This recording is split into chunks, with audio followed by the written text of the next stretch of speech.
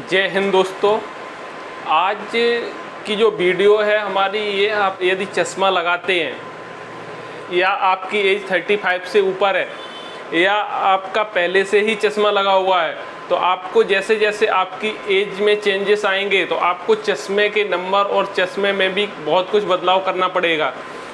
जैसे आपकी एज मान के चलिए 10 साल से आप कंटिन्यू चश्मा लगाते हैं या 5 साल से या इससे भी कम 3 साल से आप चश्मा यूज करते हैं, तो वो आपका चश्मा बनेगा सिर्फ और सिर्फ सिंगल विजन। वो भी आपका 35-40 ईयर तक आपका कंटिन्यू सिंगल विजन ही आपका रहेगा।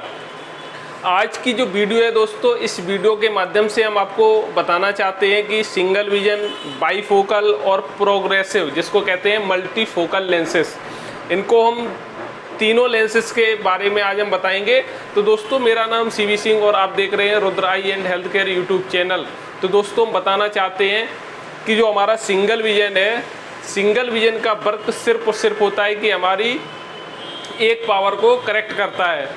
अगर आपकी एज 40 से कम है या 35 से कम है तो फिर आपका मोनोफोकल ही लेंस आपको डिस्टेंस और नियर हर जगह आपका यूज होगा। अगर आपकी एज 35 प्लस है या 40 है तो आपका बाईफोकल लेंसेस होगा। बाईफोकल लेंसेस होता कैसा है, तो आज हम दोस्तों बताना चाहते हैं कि बाईफोकल लेंस में आपको दो पावर मिलती हैं।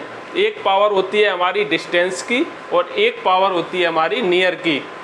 जब हम कोई भी वस्तु दूर देखते हैं, जैसे मान लो कोई बस देखनी है या कोई इमेज देखनी है, कोई दूर का टावर देखना है या कोई भी दूर की वस्तु, 3 फुट से ज़्यादा की वस्तु अगर हम देखते हैं 3 से 4 फुट की, तो वो हमारा किस में चला जाता है, डिस्टेंस में चला जाता है। तो वो आपको ऊपर की जो डिस्टेंस पावर होती है उसमें आपको देखना पड़ता है। जब हमें कोई 1.5 या 2 फुट के आसपास में हमें जब देखना होता है, जैसे मोबाइल चलाना है, हमें कोई किताब पढ़नी है, तब आपका किस में आएगा, नियर में।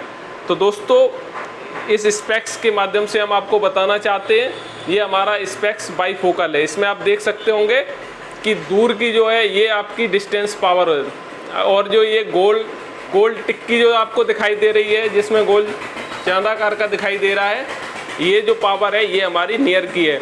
जब हम कोई भी वस्तु दूर देखते हैं तो ऊपर की पावर यहाँ से देखते हैं, और जब कोई भी वस्तु हम पढ़ने का या मोबाइल का काम करते हैं तब हम देखते हैं नीचे की पावर से।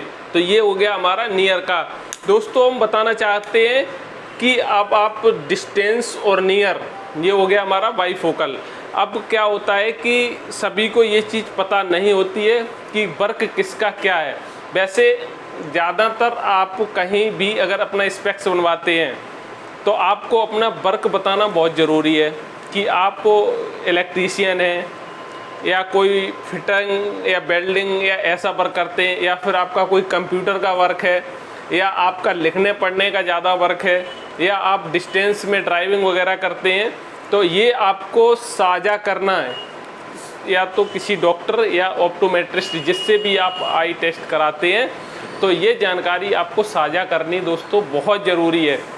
जब आप अपनी जानकारी शेयर करेंगे तभी स्पेक्स का नंबर, चश्मे का नंबर आपको प्रॉपर मिल पाएगा, क्योंकि उसमें भी बनाने का, मार्किंग का उसी के अकॉर्डिंग होता है कि आपके वर्क पर ही निर्भर करता है। तो ये आपको साझा करना दोस्तों बहुत ज़रूरी है। अगर आप मान लो कंप्यूटर चलाते हैं, 8 से 10 घंटे हमेशा कंप्यूटर लैपटॉप के सामने रहते हैं, अब आपने बाईफोकल चश्मा ले लिया, बाईफोकल चश्मे से आपको डिस्टेंस का क्लियर हो गया, 1.5 से 2 फुट तक का क्लियर हो गया। अब आपका सिस्टम दोस्तों, कम से कम आपका सिस्टम 3 फुट दूर रहता है इस टाइप में। अब आपका सिस्टम 3 फुट हो गया, तो अब आपका ना तो ये डिस्टेंस है ना ये आपका नियर है, ये किस में आ गया, मिडिल डिस्टेंस में आ गया। जब कोई हमें वस्तु मिडिल, इंटरमीडिएट मान लो या मिडिल मान लो, जब हमें वहाँ देखना होता है तब हमारा ना तो नियर की पावर काम करती है ना हमारी दूर की पावर काम करती है। दोस्तों, ये बहुत क्लियर आपको समझना चाहिए। जब आप कंप्यूटर चलाते हैं या तो आपको कंप्यूटर के पास जाना पड़ेगा, तब आपको नियर की पावर से दिखाई देगा, पास का जो जिसमें नीचे का रहता है, या फिर आप दूर वाले से उतना क्लियर देख नहीं पाएंगे क्योंकि वो आपकी डिस्टेंस की पावर है। तो आपको दोस्तों करना क्या है कि अगर आप कंप्यूटर, लैपटॉप या आप मान लो कहीं शॉप पर काम करते हैं और आप 3 से 4 फीट का ज़्यादातर देखते हैं, कोई सामान निकालना है, कोई वस्तु निकालनी है, वहाँ पर आपको पास नहीं जा सकते क्योंकि हाइट पे कुछ रखा हुआ है, तो आपको 3-4 फुट दूर से देखना पड़ता है। अगर इस टाइप का आपका काम है, कंप्यूटर चलाते हैं, लैपटॉप पर पूरा दिन काम है, तो फिर आपको करना क्या है कि आपको प्रोग्रेसिव लेंस बनवाना चाहिए जो मल्टीफोकल लेंस होता है। अब हम दोस्तों बताना चाहेंगे कि जो आपका मल्टीफोकल प्रोग्रेसिव लेंस है, प्रोग्रेसिव लेंस में क्या होता है, जैसे मान लो ये आपका स्पेक्स है, इस स्पेक्स के अंदर डिस्टेंस, इंटरमीडिएट जिसको मिडिल, और ये आपका हो गया नियर। इसमें 3 पावर होती हैं और वो आपको लेंस में ना तो कोई कट होता है, ना आपको पता चलता है कि ये आपका जो चश्मा है, एक तो ये देखने में भी अच्छा लगता है क्योंकि ये सिंगल विजन की तरह ही दिखता है। कुछ लोग इसको भी छिपाना चाहते हैं कि हमारा डबल का ना लगे, तो इसमें आप छिपा सकते हैं। इसमें आप कोई दूसरा व्यक्ति को पता नहीं चलेगा कि ये आपका चश्मा प्रोग्रेसिव है या मोनोफोकल है, सिंगल विजन है। तो दोस्तों अगर आपका वर्क कंप्यूटर, लैपटॉप इस टाइप का है या आपका 3 से 4 फीट दूर देखने का काम है, तब फिर आपको प्रोग्रेसिव लेंस लेना बेटर है। अब हम दोस्तों बात करते हैं कि प्रोग्रेसिव लेंस में भी एक आता है नॉर्मल प्रोग्रेसिव, एक आता है डिजिटल प्रोग्रेसिव। अब दोस्तों आप कहेंगे कि नॉर्मल में और डिजिटल में फ़र्क क्या है। दोस्तों एक चीज़ ये कि अगर आप नॉर्मल प्रोग्रेसिव लेते हैं तो नॉर्मल प्रोग्रेसिव एक तो हमारी रेंज कम होती है, जिसके रेट कम होते हैं, सस्ती मिलती है। तो अगर आपका बजट कम है तो ऐसा नहीं है कि वो लेंस अच्छा नहीं होता है।